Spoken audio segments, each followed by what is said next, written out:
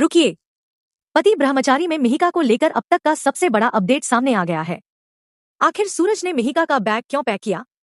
क्या वह सच में मिहिका को ईशा से दूर भेजने वाला है, या फिर इसके पीछे आकाश की उस धमकी का कोई बड़ा कनेक्शन है जिसका असर अब पूरे परिवार पर दिखाई देने वाला है?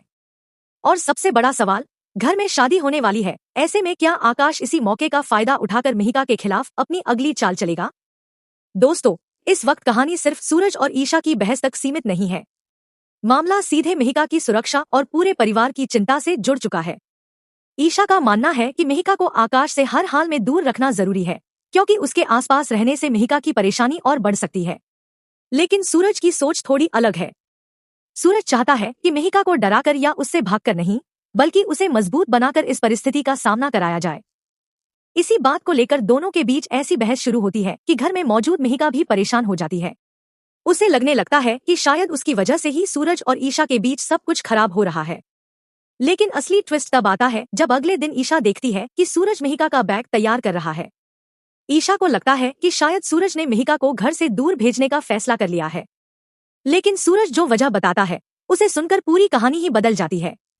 वह मिहिका को घर से निकालने के लिए बैग तैयार नहीं कर रहा था, बल्कि घर में होने वाली शादी और आकाश की संभावित चाल को देखते हुए वह मिहिका के लिए एक इमरजेंसी तैयारी कर रहा था।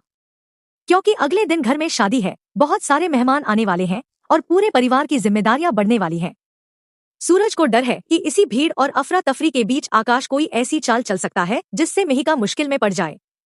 इसीलिए सूरज पहले से जरूरी सामान और मिहिका की जरूरत की चीजें तैयार करके रखना चाहता है। लेकिन दोस्तों, कहानी का असली सवाल अभी भी बाकी है। क्या आकाश सच में शादी के बीच कोई बड़ा खेल खेलने वाला है? क्या मिहिका सुरक्षित रहेगी?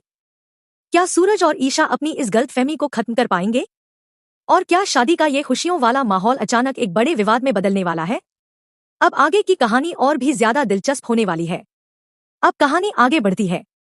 आकाश की वजह से सूरज और ईशा दोनों पहले से ही काफी परेशान हैं। दोनों की सबसे बड़ी चिंता मिहिका को लेकर है। ईशा को लगता है कि आकाश जब तक मिहिका के आसपास रहेगा, तब तक कोई न कोई परेशानी पैदा होती रहेगी।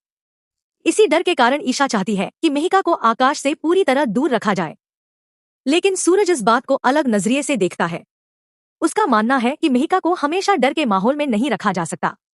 उसे खुद परिस्थितियों का सामना करने के लिए मजबूत बनाना होगा। यही सोच दोनों के बीच टकराव पैदा करती है। ईशा को लगता है कि सूरज मिहिका की स्थिति को उतनी गंभीरता से नहीं समझ रहा, जबकि सूरज को लगता है कि ईशा जरूरत से ज्यादा डर रही है। धीरे धीरे बातचीत बहस में बदल जाती है। घर के अंदर चल रही इस बहस का असर मिहिका पर भी पड़ता है। वह चुपचाप दोनों की बातें सुनती है और उसके मन में एक सवाल आने लगता है कि आखिर उसकी वजह से घर में इतना तनाव क्यों पैदा हो रहा है। यही चीज कहानी को और भावुक बना देती है। सूरज और ईशा भले ही आपस में बहस कर रहे हों, लेकिन दोनों की चिंता एक ही है, मिहिका सुरक्षित रहे। इसके बाद दोनों अपनी नाराजगी को थोड़ा शांत करते हैं और मिहिका को संभालने की कोशिश करते हैं। लेकिन अगले दिन एक और नई स्थिति सामने आती है। ईशा मिहिका के पास बैठी होती है। मिहिका को देखकर ईशा भावुक हो जाती है और उसके मन में बार बार आकाश का खतरा घूमता रहता है।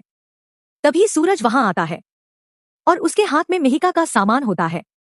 सूरज मिहिका का बैग तैयार करना शुरू करता है। बस फिर क्या था, ईशा की नजर जैसे ही बैग पर पड़ती है, वह तुरंत परेशान हो जाती है। उसे लगता है कि सूरज ने शायद मिहिका को घर से दूर भेजने का फैसला कर लिया है। ईशा सूरज से सवाल करती है कि आखिर वह मिहिका का बैग क्यों तैयार कर रहा है।